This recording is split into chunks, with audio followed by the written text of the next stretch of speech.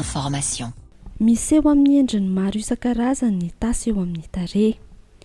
Ao ny point noir, ao ihany koa ireo tandra somary matevina izay mitombo arakaraka ny fitombon'ny taona. Eto amin'ny fitibotika dia azo atao tsara ny manala ireny tandra sy point noir ireny amin'ny alalan'ny laser. Marina fa tsy misy atahorana ny iverenany intsony satria efa misy ny produit natokana amin'izany aorian'ny fampiasana ny laser ary tsy misy ihany koa ny effet secondaire. Toy izao ary ny dingana atao rehefa hanala ny point noir sy ny tandra somary matevina eo amin'ny tarehy. Diovina aloha ny tarehy ary atao avokoa ny fikarakarana rehetra. Rehefa vita dia miroso amin'ny laser amin'izay ary esorina tsirairay ireo maintimainty eo amin'ny tarehy. Aorian'ireo rehetra ireo dia apetaka ny masika. Marina fa tsy azo atao ny mikasika rano mandritra ny 5 andro. Rehefa tapitra ny 5 andro dia miverina indray aty amin'ny fitibotika ary omena avokoa ireo toromarika rehetra aorian'ny fikarakarana atao sy ny fanomezana ny produit ampiasaina aorian'ny fahadiovan'ny tarehy. Teo moa zany dia tena feno point noir be ny tarehany ary izy ihany afaka hitantarany mihitsy ho vavolombelontsika rehetrarehetra izay manerana izao tontolo izao hoe fikarakarana izany point noir zany. Nanahoana sy nanahoana ny tarehanao tamin'ny alohany nahatongavanao teto amin'ny fitibotika?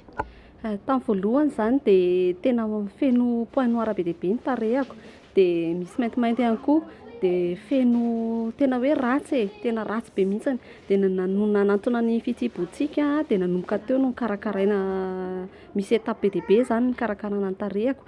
Dia nefa ilay izy ao anatin'ny ohatran'ny hoe fotoana fohy dia efa hitako nadio be mihitsy dia lasa fotsy be mihitsy.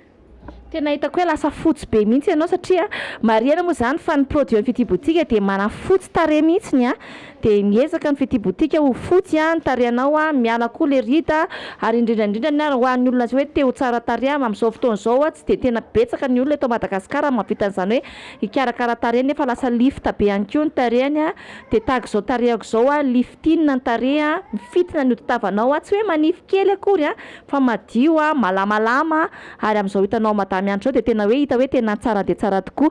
Honao madamy anitra na teza ve tao anatin'ny hoe ray volana ve zay ny fikarakarana ny tarehanao teto amin'ny fitibotika? Tao anatin'ny ray volana tokoa dia efa nahita resultat dia izao. Any ambadimbadika any amin'izao fotoana izao misy miteny fa rehefa mikarakara tarehy eto amin'ny fitibotika dia hoe misy hoe mesimba be ny tarehy, manapotika tarehy. Ianao zao profo mivaingana fa afaka hoe mahita hoe ahoana sy ahoana. Ho anahy manokana aloha izany dia nanaraka ny torohevitra notenenin'ny esthéticienne tato sy madama hoe izao avy ny zavatra atao dia rehefa hariva ny andro dia izao reto ny produit ampiasaina dia rehefa atoandro dia reto. Dia ho anahy izany nanaraka ilay torohevitra tsy simba izany ny tarehako. Ya, ka dia hitanao koa fa profo mivaingana izao fa tena hoe tsara be ny tarehanao sady lasa fotsy be mihitsy moa ianao sady ny rita tsy hisy intsony fa dia hoe zahantsika indray zany hitovizan'ilay tarehy amin'ny tenda tsy ho atsy dia marihana zany fa dia manasa antsika hatrany hatrany ny fitibotika fa ny spécialité amin'ny fitibotika tompoko dia manala an'ireny corticoïde ao anatin'ny tarehanao ireny. Ka dia manasa anao zay hitsidika amin'ny fitibotika fa amin'ny fitibotika dia vonona ny andrianao hatrany hatrany. Misaotra indrindra ny madamy anitra namangy teto amin'ny fitibotika. Misaotra betsaka ny madame Liva dia misaotra betsaka ny fitibotika. Dia manentana anao ary zay hitsidika amin'ny fitibotika.